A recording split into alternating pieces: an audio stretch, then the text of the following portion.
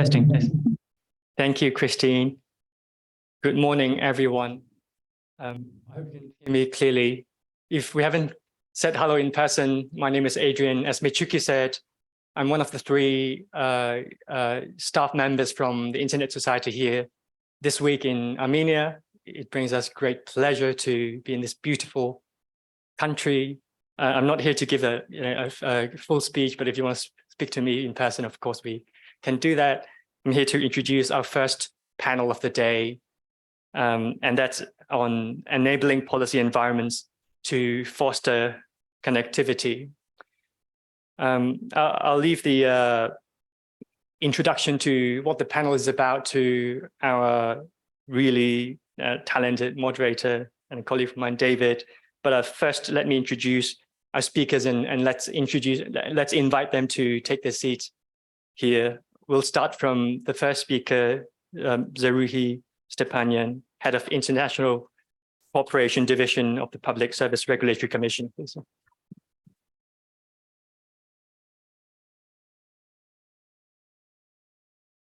Moving on, we have Ucha Seturi, Executive Director, CEO of the Mountain Community Network in Georgia.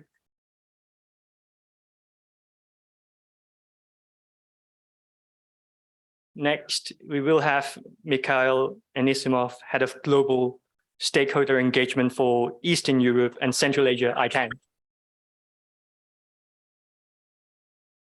And then we'll have Vahan, Hovsepyan, External Relations Officer, Caucasus and Central Asia for RAG NCC.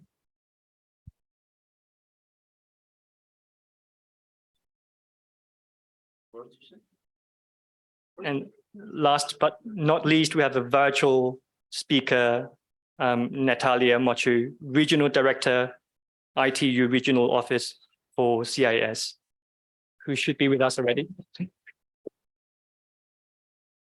of course, my colleague, David Frautschy, Senior Director, European Government and Regulatory Affairs.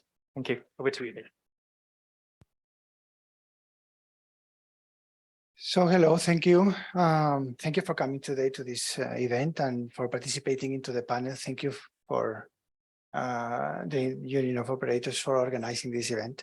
On Sunday, I was at home and I was talking to my kids that I was coming here to Armenia. And they asked me what was all about. And I told them it's about community networks. And they asked me, what is this? My kids are 14 and 9 years old. And I told them we are helping people that are far away from the cities to get connected to the internet. And then they wanted to know more. And they asked, why are we doing this? And I told them, listen, imagine a valley with 200 people and they don't have connectivity. And they said, but 200 people is nothing. You are telling me every day that there's like 1/3 of population, so almost 3 billion people that don't have connectivity. So what is going to change the effort of connecting 200 people? What is that about? And I told them, well, you ask these people what this is about. As Michuki said before, 1 day without internet is 1 day of loss of opportunity. If people don't get connectivity, they don't have education, or they don't have access to modern education. They don't have access to getting communications with their families. They don't have access to business opportunities. There's a world of new world coming to these people when internet comes to their homes. But it's not only that. It's also, this event is also about showing governments that these projects are possible, that these projects are sustainable, and that we can do it with the right people that have the right incentives and the right policies. So this event today and tomorrow is about sharing all that knowledge, sharing all those experiences. We have the good experience of the Georgia community network. We will talk about the community network here in Armenia. And we have projects and we have to show governments that the right policies are going to make a change. So it's good that we can export the knowledge and the good experiences that we are going to talk about these 2 weeks, or these 2 days here, so that other countries in the region can also take advantage of this knowledge. So I will start with our first speaker, Zaruhi. Sorry. Please, the floor is yours. You can start with your intervention. Armenian, if you don't mind. Thank you for this invitation and for this opportunity to tell how our Public Utilities Commission managed to reach this broadband portable connection. We spoke about the connectivity that exists, but I would like to tell a little bit about the activity that we have carried out in order to reach that kind of level of coverage. I'll start from the background. In 2006, when our commission started to regulate the sector, taking into account that we didn't have at that time policy and strategy, so the commission chose the way of boosting the competition between the operators. So when Orange entered the market, so we forced them to provide connectivity to 200 different settlements. We just forced them. And then in 2012, our commission did the measurements, and then we saw that in 12 settlements, there were no portable internets or cellular internet. So we forced all the operators to provide that coverage in this 12 settlements. So we had, after that, 100% coverage. And then we carried out first 8 megahertz range tenders. So UCOM was the winner, and then UCOM, of course, he was forced to 85 and 95% of the country to cover with that kind of connectivity. And then second tender was organized in next band range, and then Mtis was the winner, and then we forced them to cover. And so at the end, we had one operator covering 100% already with 4G connection. And then we forced them to have 80% settlements to have coverage. And then we had like 2 operators accessibility in 80% of settlements. Currently, we have 100% settlements covered by 3 operators, and 91% of the settlements we have 2 operators only, and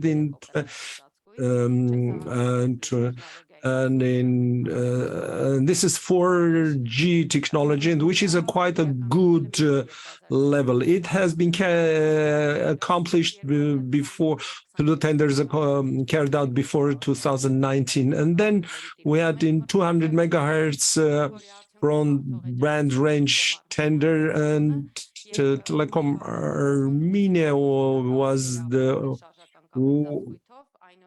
winner, and they had the commitment to cover 80% of coverage. And then in big cities like Yerevan, Gyumri, Vanadzor, they have to provide 5G coverage. And as a result of that tender, we hope that 80% of settlements will have all 3 operators connected there. This was about the cellular connection. As far as fixed line is concerned, we have in 69% of settlements, we have cable-based broadband connectivity, and in 69% of settlements, we have fiber optic cables connected. But as far as wireless connection is concerned, we have about 30% of settlements, and right now we are doing work certain with the Mars operators. We're issuing licenses, and in order to make this wireless coverage much higher. And it has to be mentioned that despite the fact that we have 100% coverage, that doesn't mean at all that we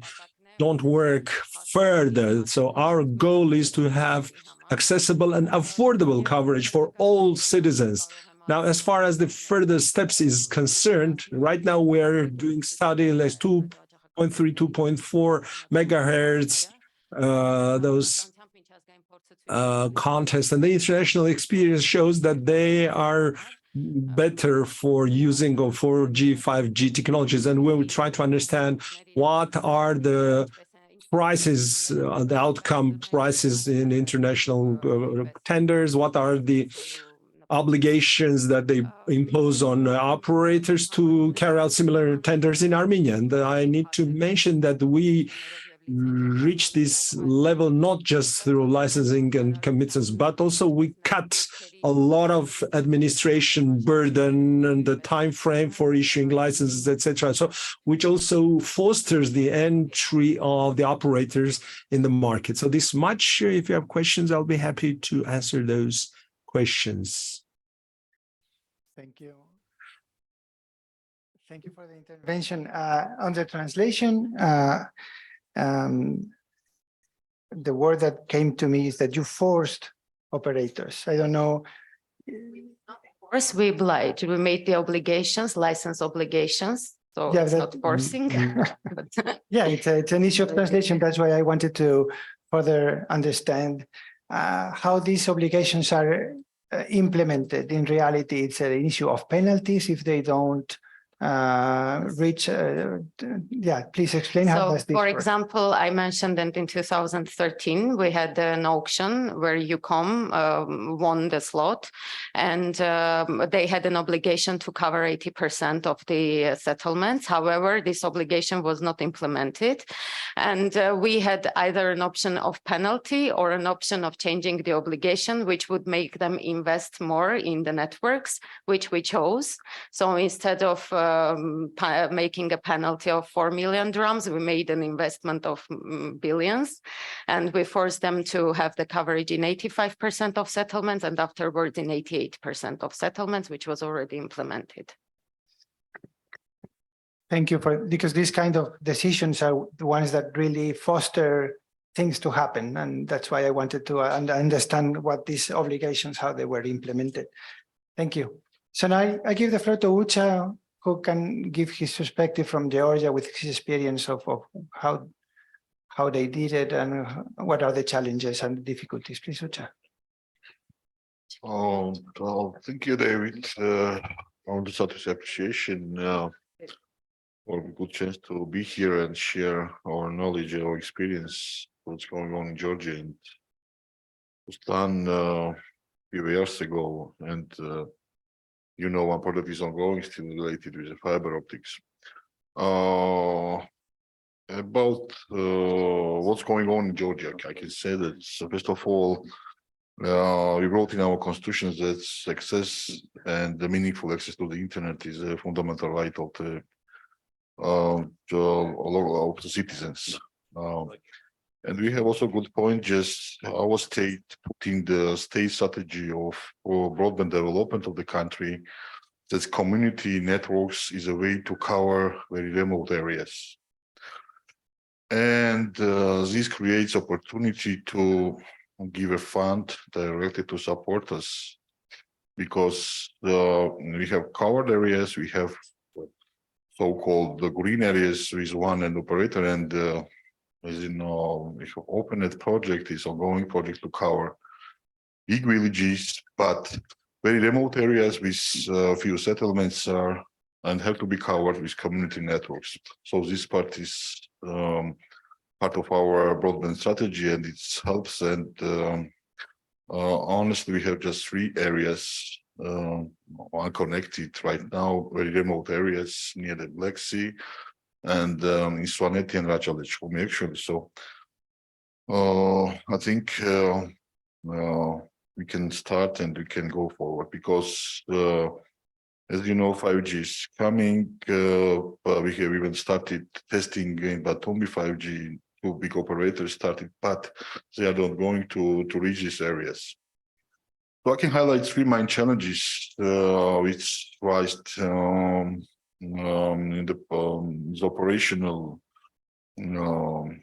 the operational experience. I can say, first of all, business sustainability is the biggest challenge, because as you know, in this area we have just 500 families in Pshauher-Sureti area, and the previous project in Tusheti we have just 60 families. They live near the borders, and that's it. So there's no opportunity to rise the number of the users and the increase incomes. Another biggest challenge is the mother nature, because few of sites are located on the way on the very high altitude, such as 3 and 3.1. So snow and freezing challenges. But this last winter was without any unconnection, so it was really very good. So finally we reached the sustainability, I mean technical sustainability. So it was fully without any unconnected days. And the third one is really important part is we can say the experience and the lack of the people who can technically help us and do something locally, because with support of USAID, we found local champions, the people who want to be here in new generation, who have some technical knowledge, who want to stay there, but these people are also leaving these areas, because most of the people here are now the very well-known movie about Mimino. And Tuchet is an area, because the John was waiting to reach this area just helicopter for 7 months. So that's why new generations are leaving these areas. But and these challenges exist, so I want to raise this also as a challenge for Georgia community networks. Thanks. Thank you, Ucha. Sorry? At the end we can put the questions, but if you want, you can put the question right now. Okay. Thank you, Ucha. You identified 3 main challenges. Sustainability from an economic point of view, sustainability from a technical point of view, mostly because of geographic and climate conditions, and then the fact that people who know how to run the networks and make them sustainable in the long term, they likely go out from these rural areas to live in other places. So it's important to be able to develop local skills with local people, and this is something very important. And I know the Internet Society chapters are working on this. It's about Tuchet, I can say that this is case study from Internet Society, as you know. There is no new generation at all. Just few shepherds are staying, 3 or 4 people for winter. So for 7 months it's closed. For Kseli, we have 5 schools, and these all schools are connected to the internet, and about 120 kids. But all new generation, where they live in the places and want to take the university degrees, they don't want to go back. That's a challenge. Just few of them are coming. You know, the homesick Highlanders relations with the homeless, but it's the biggest challenge, because you have to find a job, you need everything, because you know the big cities we have almost everything. So in Highlands, almost nothing. Even we have places without central power supply, without roads at all. So that's a challenge, because we need to local one who have to take responsibilities. Winter time, we have to give some knowledge. She experience also. These people are coming. Salary is not very high, but it's more or less good. But they are still going to leave. So it's a real challenge. Thank you for the information. Yeah, so something else. The important part is this: owners of this network are the local people, local community. So we are just helping from the outside. So it's also someone have to take responsibility legally, at least. Yeah, thanks. Now the next one in the row is Mikhail from ICANN. Please, the floor is yours. Thank you so much.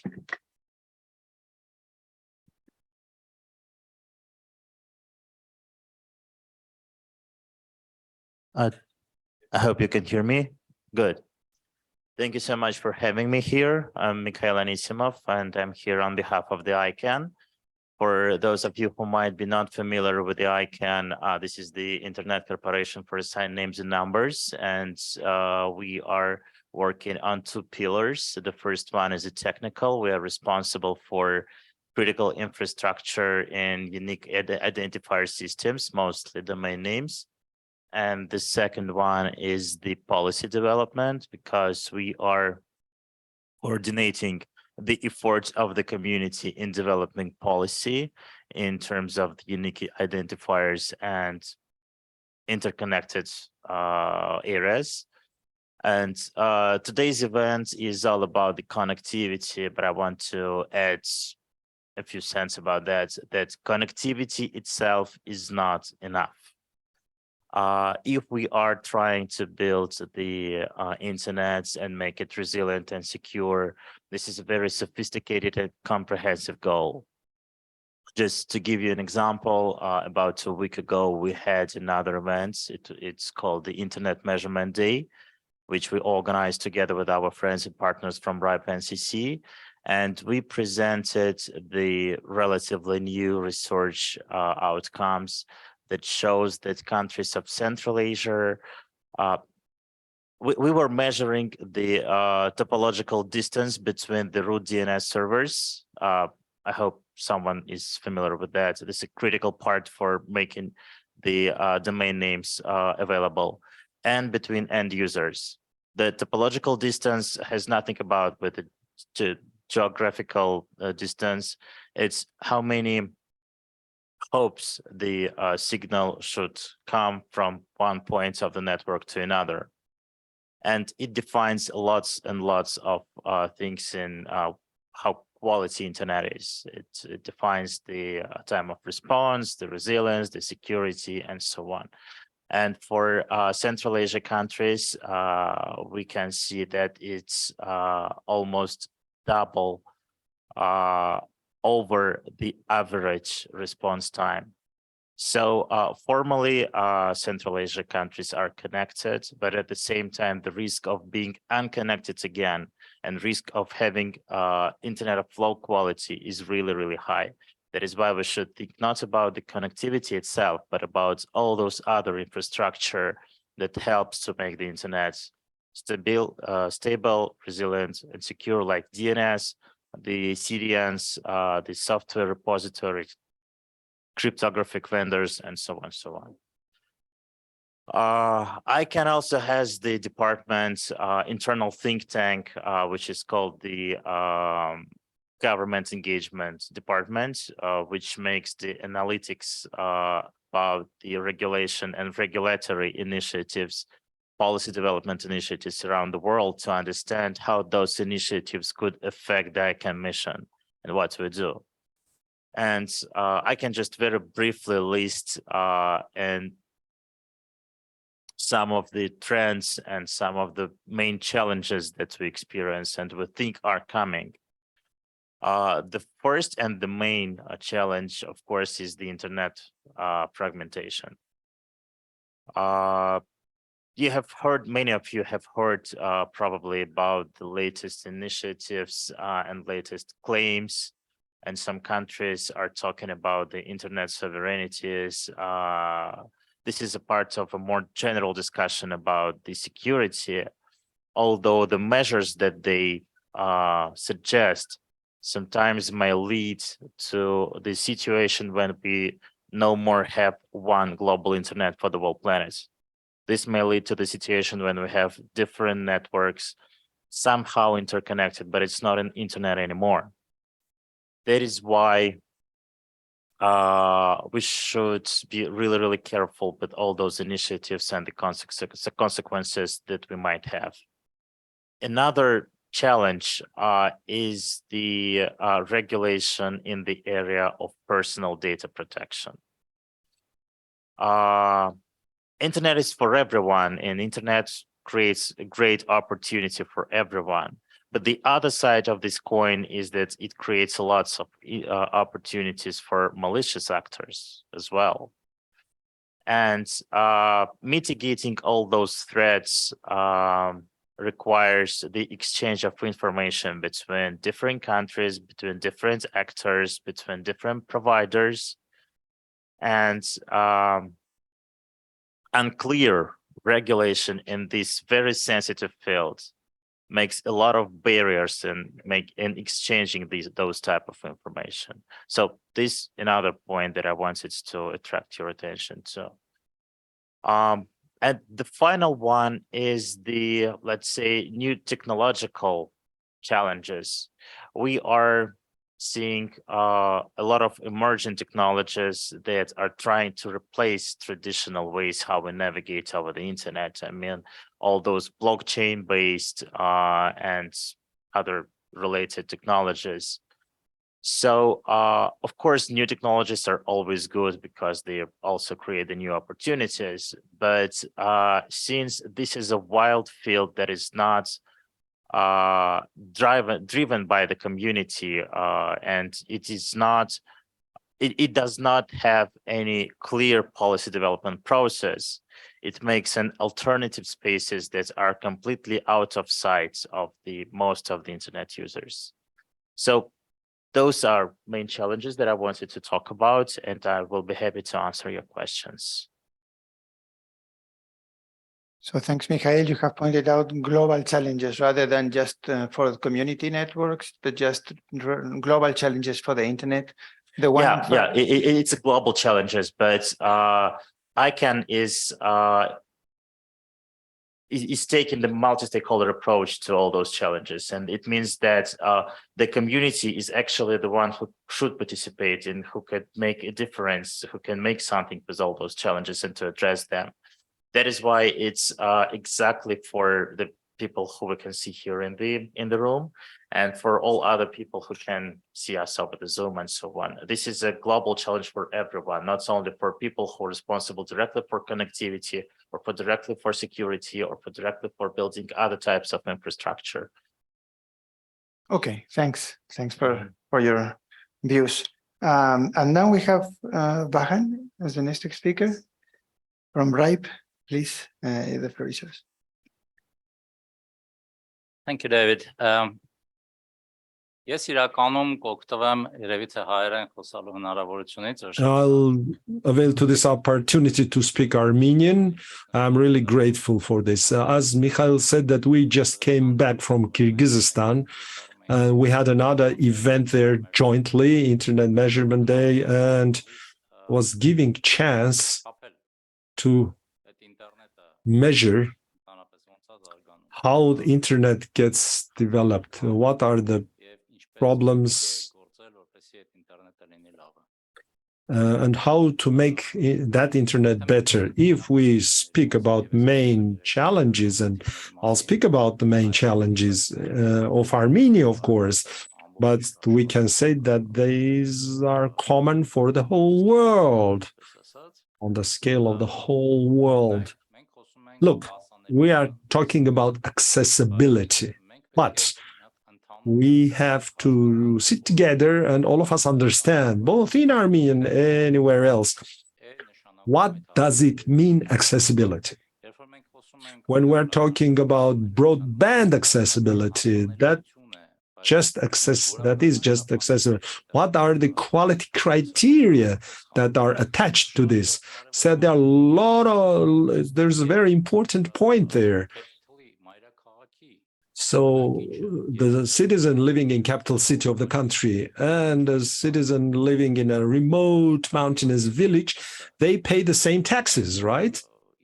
So in reality, we don't say that the citizen of Yerevan pays 10% income tax, and the citizen in a village pays 1% income tax.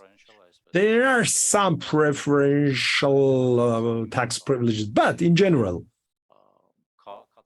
so the people in urban areas, they pay the same taxes. And when we develop policies for electronic services, state policies, very important policies.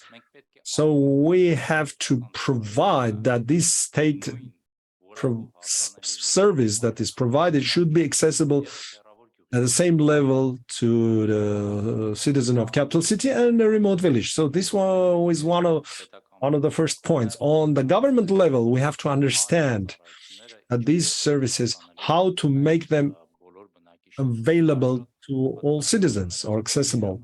It was very bold in COVID time. For example, a lot of e-learning platforms, and we had problems with those platforms. And when we're in different countries, for example, so operators were forced that for electronic education platforms have to be provided without any limits to citizens. Just an example.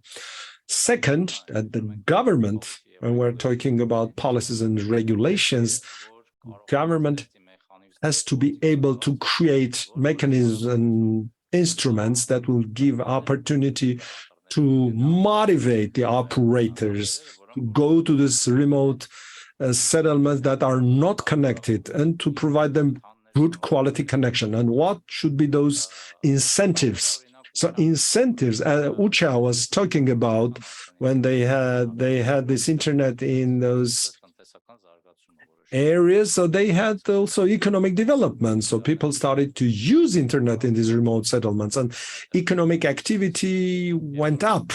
Now, when we're talking about what could be the impact of internet, a lot of things, electronic education or IoT, using IoT devices for agriculture solutions, telemedicine solutions. So the whole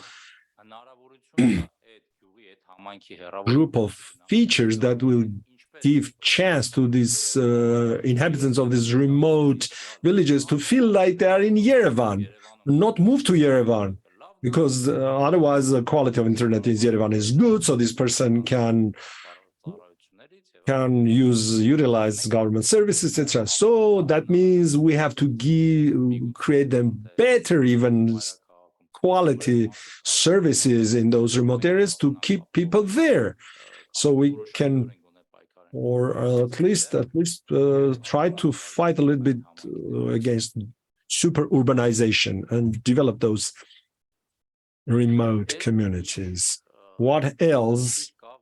What are the other problems that the government can solve? And all of us can do that together. Now later on tell you how the communities, how the public can take part in all those policy developments. But what else could be? So the small providers that want to go to our remote Marses. So those lot of providers, these are small Mars-based providers in those provinces. In certain cases, or in many cases, they are having problems in terms of expanding the network because there is no simple IPv4. The absence of this IPv4 creates problem in order to having new providers emerging or to expanding the networks of the existing providers. So we have in our strategy in Armenia, as I point, that we have to incentivize development of IPv4 and to foster the internet security, etc. So the government together has to involve the partners, stakeholders, so in order to be able to implement the latest technological standards that will free up internet resources for other operators, which will give chance our economy to move towards the latest technological standards. And here the most important is that when we're enjoying the support of our international partners, it's CPV, the RIPE NCC, or they provide training or grants or ICANN.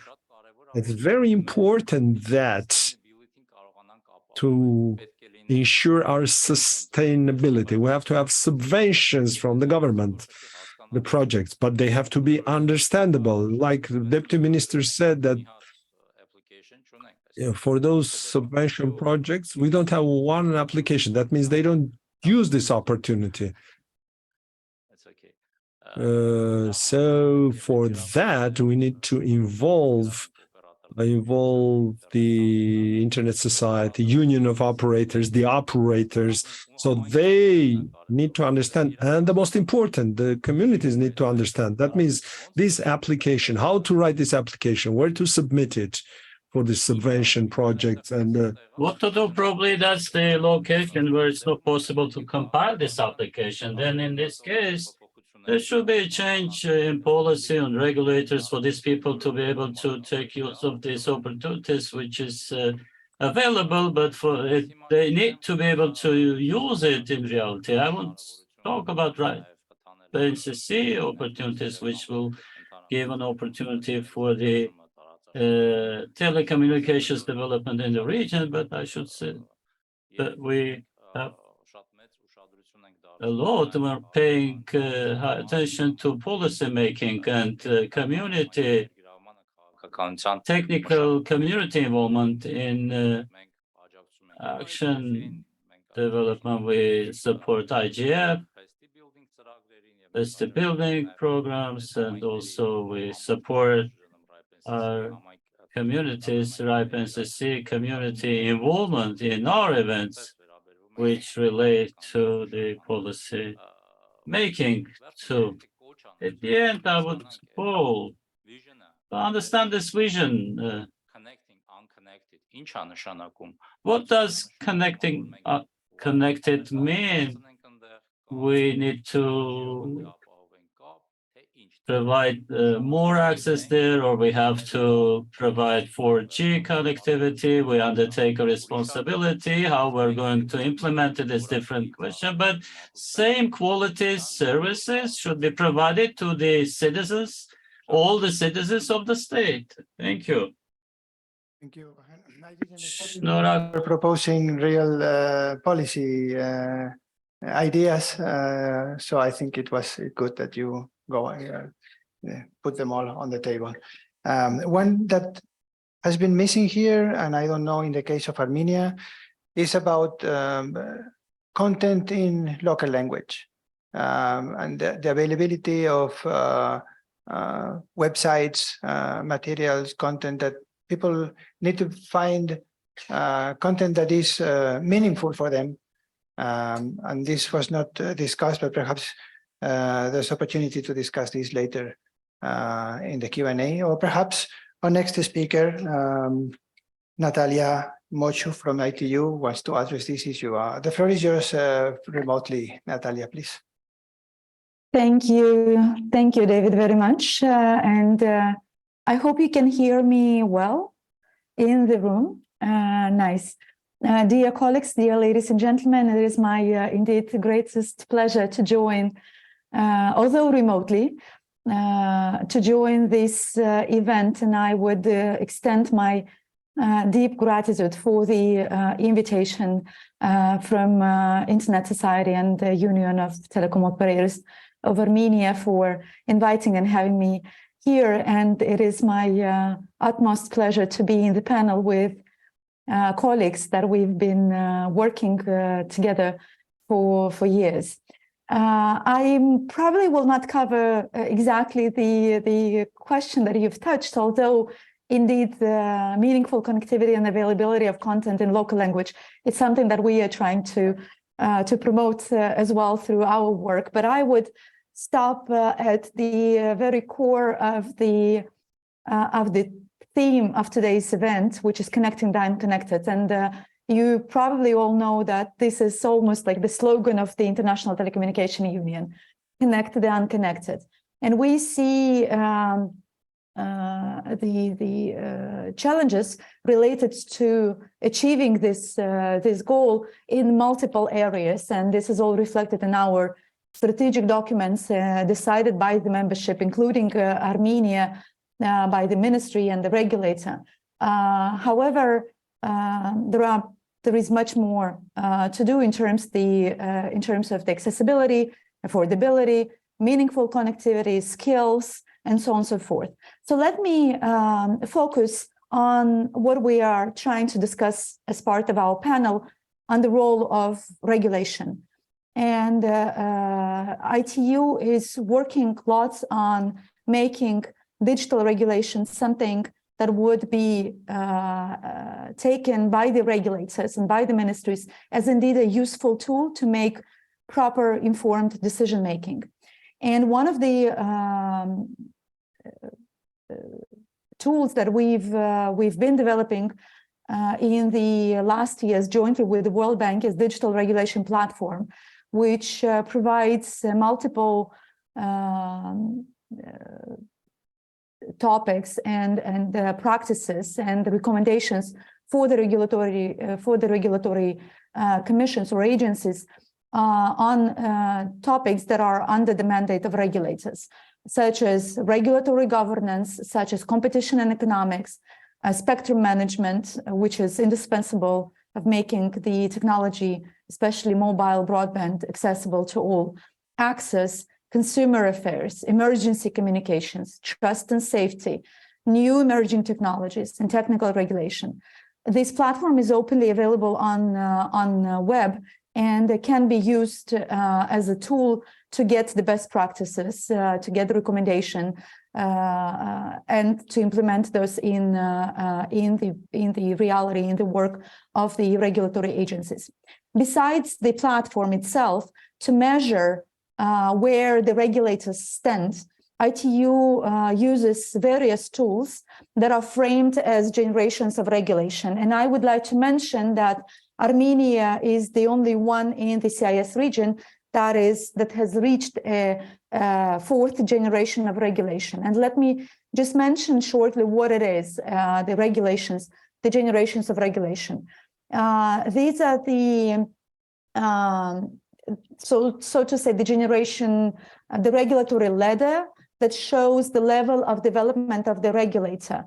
And most of the countries in the world are moving from G1, which is the traditional old-fashioned monopoly, to G2, which brings in some aspects of competition, whereas only few have moved to G4, the fourth level of regulation where Armenia stands.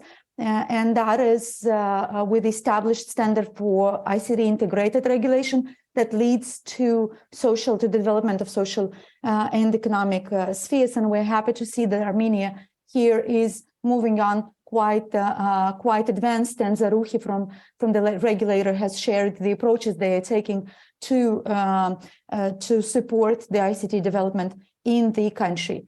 This data on the regulatory generations is also available online, and I'm mentioning this on purpose to invite all the parties to take a look into this data, because let me stress that having correct data, and correct data not only on the regulatory side, but also on the statistics, on households, on industry, and so on, is crucially important to make properly informed decisions. So you can find this data again on the website under the ICT regulatory tracker, and follow the status of your country as well as compare with all the other countries. All this is being discussed at the global platform and events that is happening actually right now. And I know that the head of the regulator from Armenia is also attending the Global Symposium for Regulators, where all the regulators around the world are gathering to discuss the most critical issues that are faced by the regulators, and to build connections and get the best practices from around the world.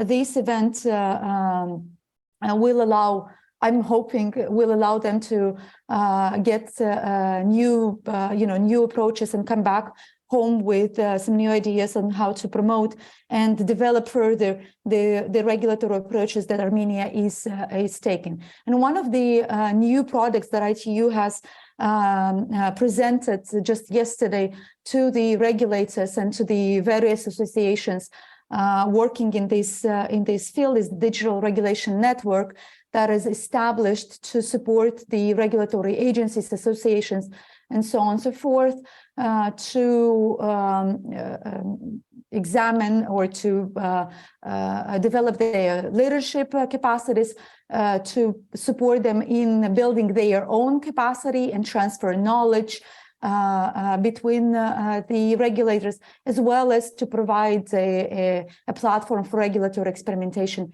and innovation.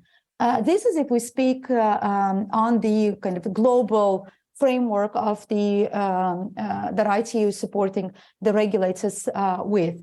I was happy to hear Zaruhi mention data about the connectivity coverage cost and so on in Armenia. So I will not stop on this. But you, David, mentioned in your intro how you were explaining why connecting the a village of 100 inhabitants is so important, and why our children are not really getting this because they have internet as a matter of fact in their life. But indeed, as our data shows, the remaining unconnected or least connected people are the ones from hard to connect remote areas. And they are the ones that need most effort in reaching out to. And I'm thanking our colleagues for sharing the experience of in Armenia and in Georgia, and the whole topic of community networks as one of the tools to connect those remote rural areas. Let me mention before moving to what we're doing in Armenia and what we're starting to do in Armenia in this sense is that we've seen this as indeed a problem, a huge problem when COVID struck, and I think all the countries felt it, when indeed we've seen that children from remote areas, people from remote areas, people with disabilities from remote areas do not have any connectivity. In this sense, we've initiated a program, Connect to Recover, that was aiming to identify the gaps, see how resilient the networks are. And we've done this assessment for Armenia as well. In 2021, this was the first country in the world where we've conducted such an assessment and provided all the recommendations to the regulator and to the community at large. And one of the follow-ups of that assessment was indeed to think from our side of how we can support Armenia in bringing or in helping with rural connectivity. And I'm very happy to say that we just yesterday have finalized and actually signed the project document that we'll be implementing with the Union of Operators, with other partners in Armenia on rural connectivity, which is basically the building a community network in Armenia. And I think our Internet Society is also part of that bigger project. So in this sense, I want to share that it's not only for the communities that are looking into opportunities to bring connectivity to those remote areas. It's also the government and the regulator understanding that we need to work together to find new, innovative even ways to bring the connectivity to rural areas. Otherwise, it's just not going to work if we only expect the mobile or broadband operators to bring the connectivity into the to those rural communities. In this sense, I hope that this new project that we hopefully will be engaging into with all the stakeholders in Armenia will be successful. We look forward to indeed explore how ITU can best benefit or bring the best benefit to rural communities, and we hope to see many more hundreds and even thousands, hopefully, of people who will be connected and get the new skill towards building their digital future. Indeed, as you mentioned, digital skill and having rural or having access to local content is absolutely of importance. And there are several tracks that we are working on, digital skills trainings, including basic, starting from basic skills to digital entrepreneurship. But I think this is something that we can probably discuss in other venues or other platforms, or even in this summit. But I hope it will be covered in other sessions. Thank you, David. Thank you. Thank you, Natalia, for your intervention. I think it's very important, this regulatory platform that you mentioned, as a way to exchange good practices. And I would like to hear talk about something that we have developed at the Internet Society. It's an assessment tool to determine whether a given policy has a negative or a positive impact on the internet. And I think it would be a good complement, because it's a tool that allows to make this kind of analysis, because sometimes policies are developed with unwanted consequences. They have good intentions, but in the practice, when they are implemented, they are harming the internet. So it would be very interesting to complement your regulatory platform with our impact assessment toolkit that allows to determine if the critical properties of the internet are well preserved when putting in practice this kind of policies. So now, with all panelists having finished their interventions, it's time for the Q&A. I don't know if how many people have questions. I don't know yet if there are questions on the chat.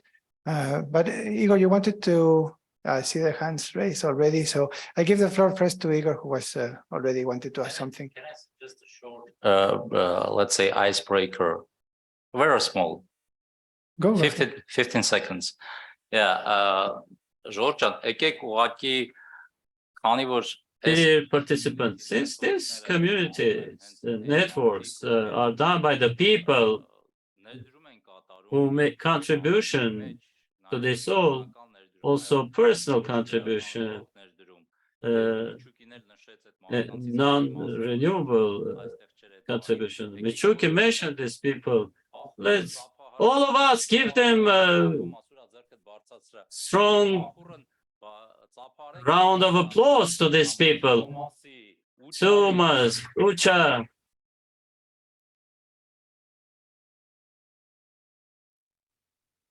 So, That's it. So we can move forward. Thank you. Igor, your question. Here, in the middle.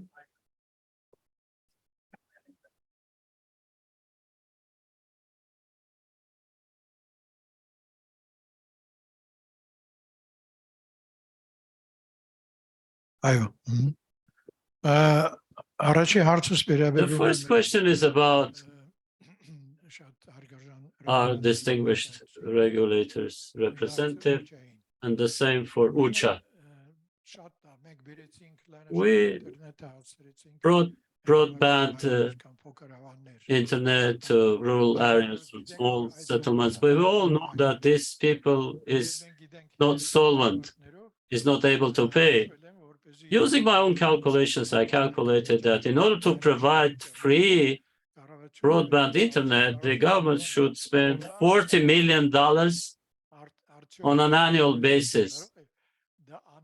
I wonder if the government is able to do that. If not, then who is going to take care of it? And this relates to Ucha's experience and our distinguished regulator.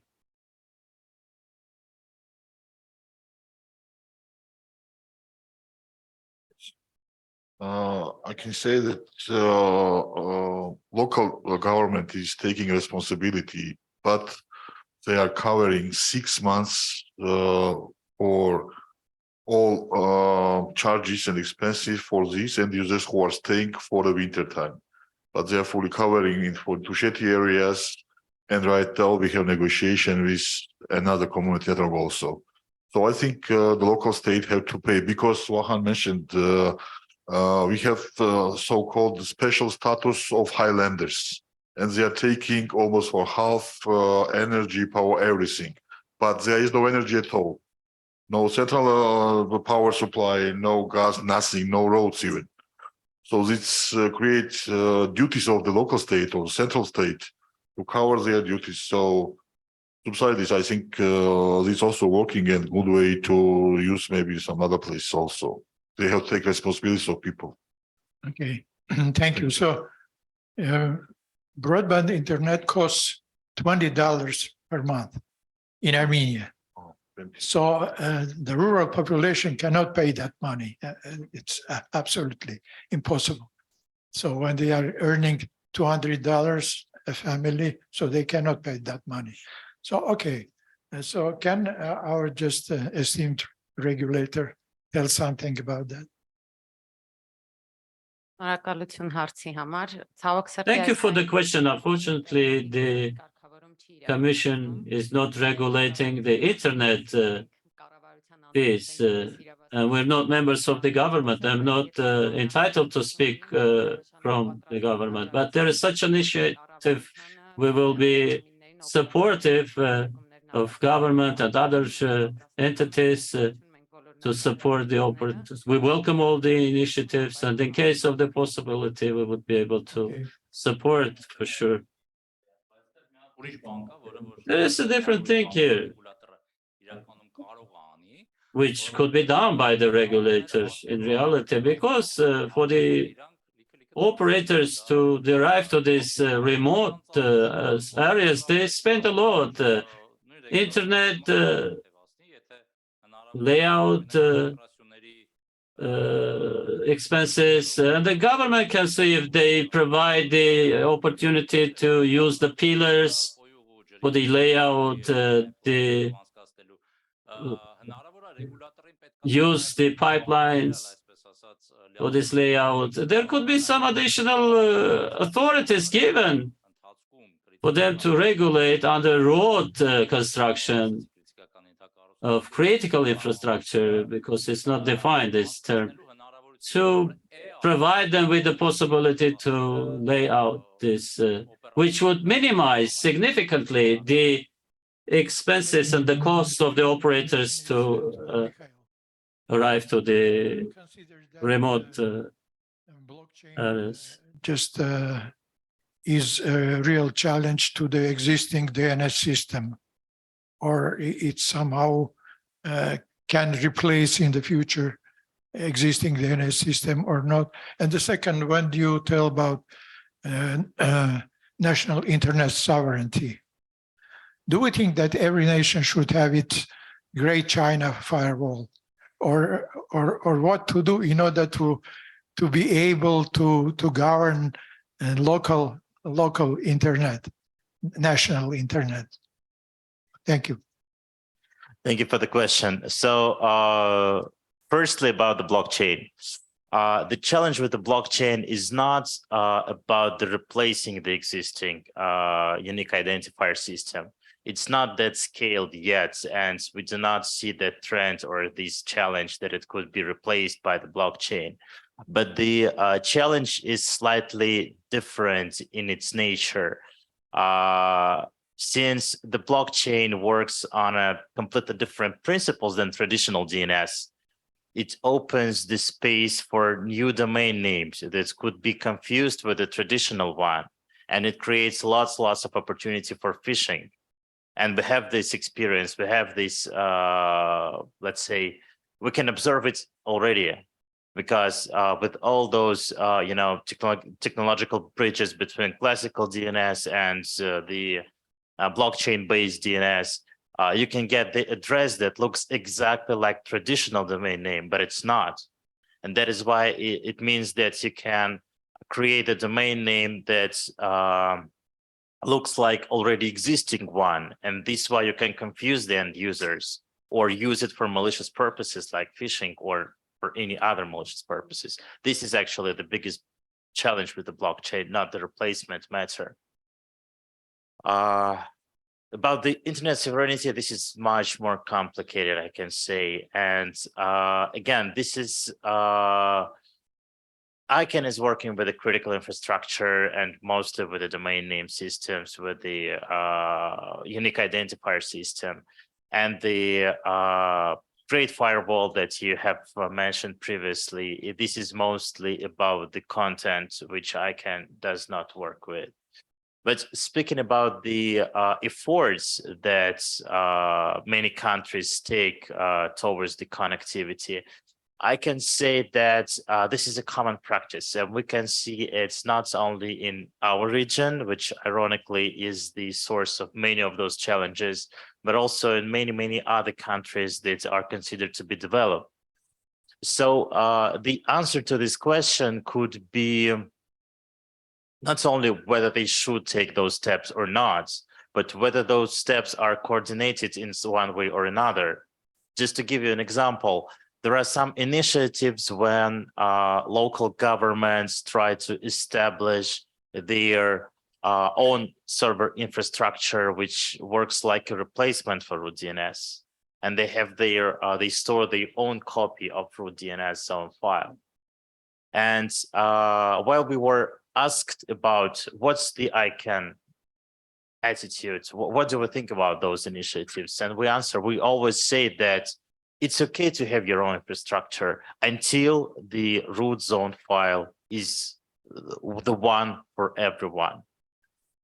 The moment when we will have different copies of this root zone file, which is the critical piece of information with all those resource records about all TLDs in the world, it means that we have two different internets. And but I can say that it could be mitigated with the pretty simple technical steps like the DNSSEC, which keeps the integrity of these files on. So yes, making it brief, all the countries could take, this is their own prerogative, and they can take every measure which they consider is necessary to take in order to make the internet safe and resilient. But all those steps should be coordinated in one way or another in order to keep the internet interoperable. Okay, and the last question to our regulator, excuse me. We applied to Starlink to have the Starlink equipment in our Just Internet Society. So we applied to regulator. Regulator said that they cannot answer that question and transfer the question to the government. When we applied to the government said that the frequencies that required by Starlink are occupied, and so they cannot just release it. So what will be the future of the Starlink in Armenia? Thank you.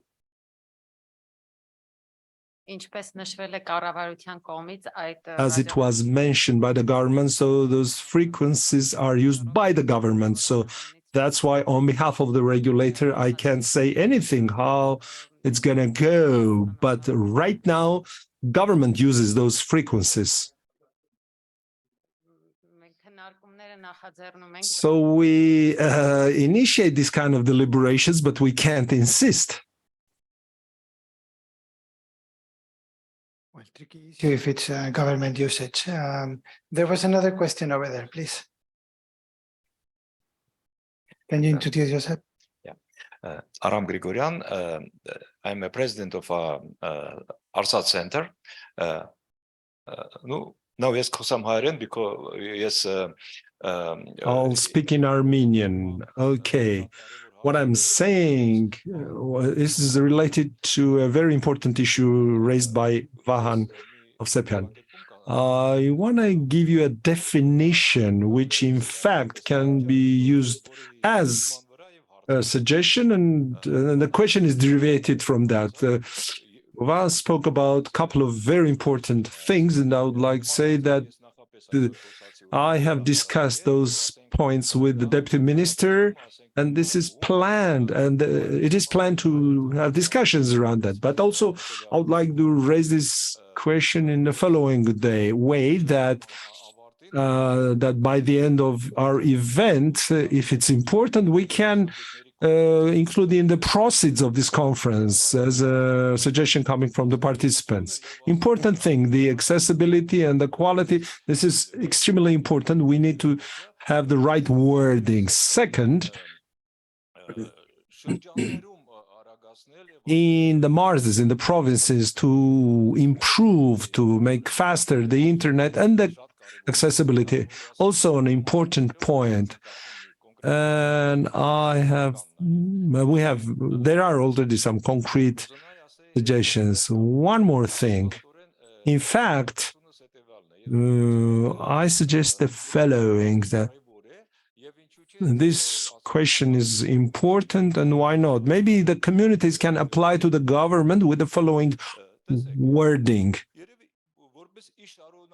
As a continuation of what Vahan said, let's remember that we have different networks. So the water supply, gas supply, electricity, electric power supply. So, and internet was at the time was a new thing, and now it's a quality, good quality thing. Now it became an important network, and we can offer that it can be accepted officially. Let's say the same way like the other separated networks. And so we can have standards that in the whole country we have the same standard in terms of the payments or utilities, etc. So my suggestion is that maybe we can find the right wording specialists can apply to the government with this suggestion. Well, if you agree at the end, we can do it. If we need to discuss, then we can discuss. We need to find the right definition. And so the government, if the government takes into account the opinion of the specialists, it's a very important thing. Thank you.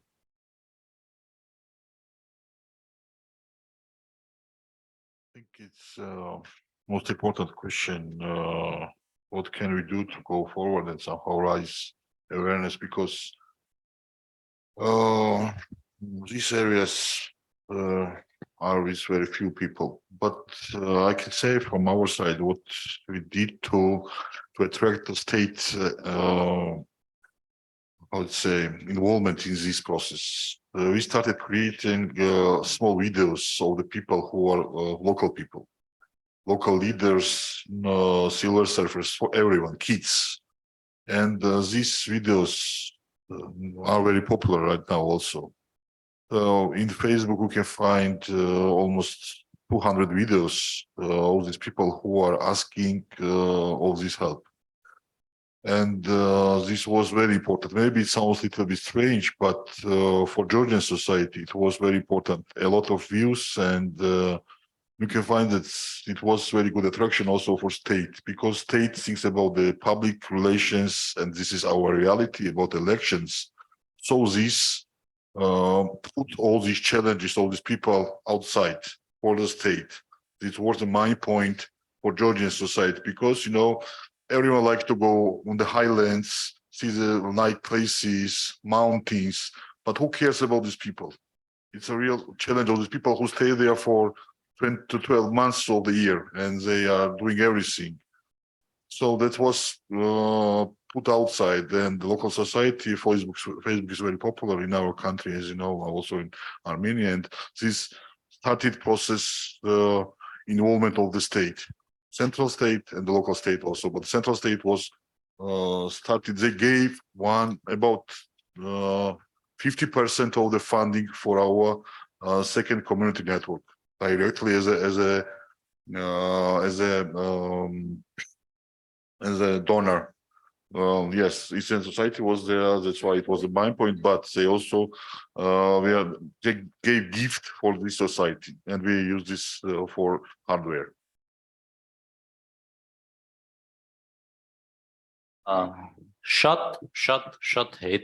Very, very interesting and very right thing that Ucha spoke about. So we have two directions. One is to regulate that this has to be done. This is very important in a lot of countries. I know examples that even it's in the constitution that right.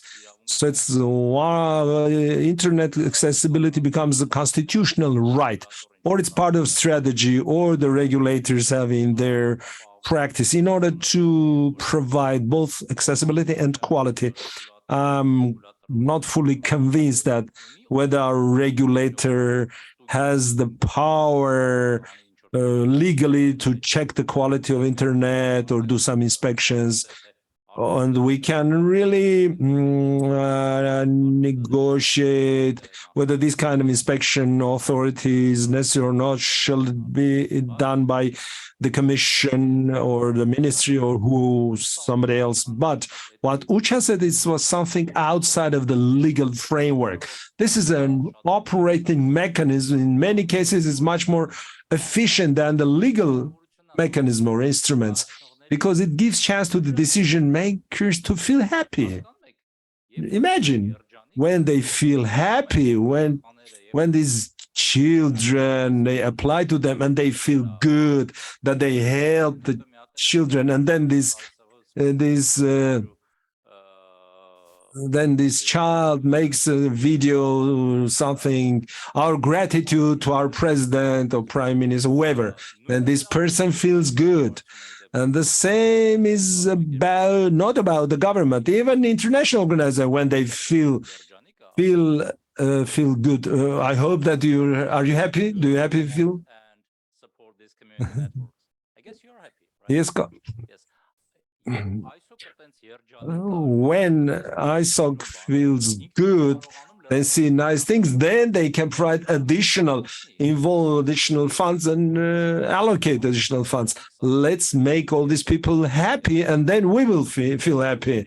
And happiness doesn't happen by one hand. It requires two hands to clap. Then you see the happiness in action. You wanted to add something else? Just very small intervention. Sorry for this. And this project about the videos was done with support of USAID. So it's Jatkat, you can have to go there and ask them, please give money for this. Sure. Please.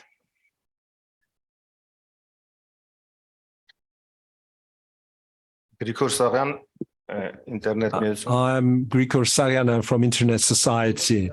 All those observations are extremely interesting, but are there any forecasts? What's going to happen if we have 5G all over the country through all operators? We have 3 operators. What shall we anticipate in terms of community networks? Well, frankly speaking, we don't have that kind of forecast.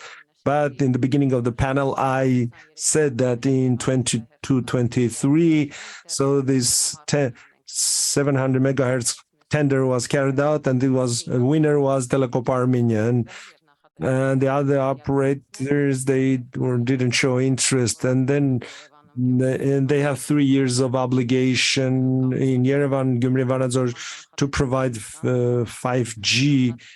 But we don't have any forecast. When we have all that done, then we'll do the forecast and take care of the rest of the issues. So this much. Then it's impossible to cover these areas with 5G because this is protected areas in Georgia.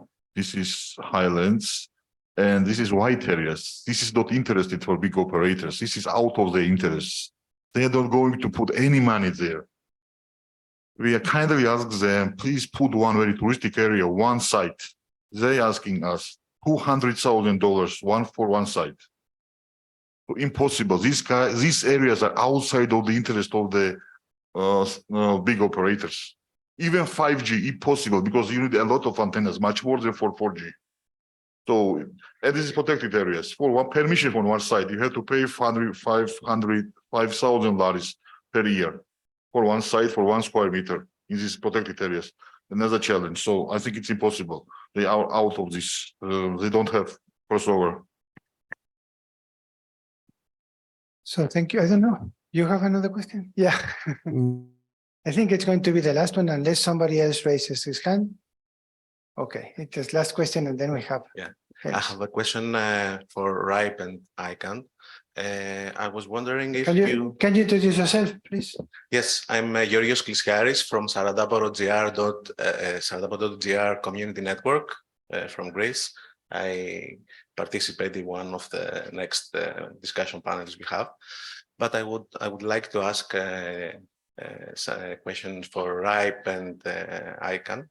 As long as I know, you haven't supported through some funding or some grants, community networks until now. Correct me if I'm wrong. Is it your strategy to do so in the future? Thank you.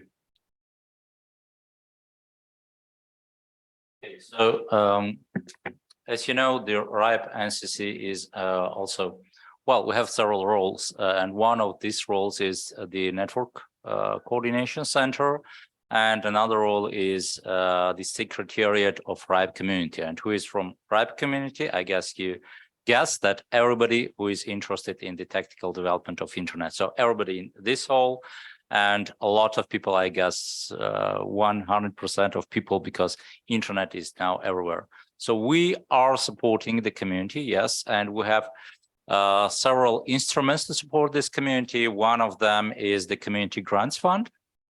And we haven't yet supported the community networks because we pay much more attention to, for example, the resilience of internet, and also to support the projects that cannot be viable from the commercial point of view. But if you, for example, provide the project to RIPE NCC and our evaluation board of experts that are also from the community decide that it is really important to have the resilient and developing internet in your community, I guess it can be supported. We have these 250K per year for these purposes. And a part of that we can support with trainings, we can support NOC coordination meetings. If you have a network operators group, we can support financially and by person and in person to come to your event, to support your event and provide all the connections we have, including the CDNs, including the everything. We are with the community, and with each and every question you have, you can apply to us. If not, we can support our partners from ISOC, from ICANN. Others can be, of course, supportive for you. Thank you. Thank you for the question. So I can say that in some sense, the ICANN and RIPE NCC are twin organizations, because Vahan mentioned almost everything that I wanted to talk about. But just very briefly, ICANN is an organization, serves the community, and we have different forms of support. Just to give you a couple of examples, we supporting the events in the region, like Internet Governance Forum, and the one that is coming in Armenia in this October, we are among the sponsors. We have fellowship for people who wants to come and to know more about the ICANN. This is another form of the supporting the community.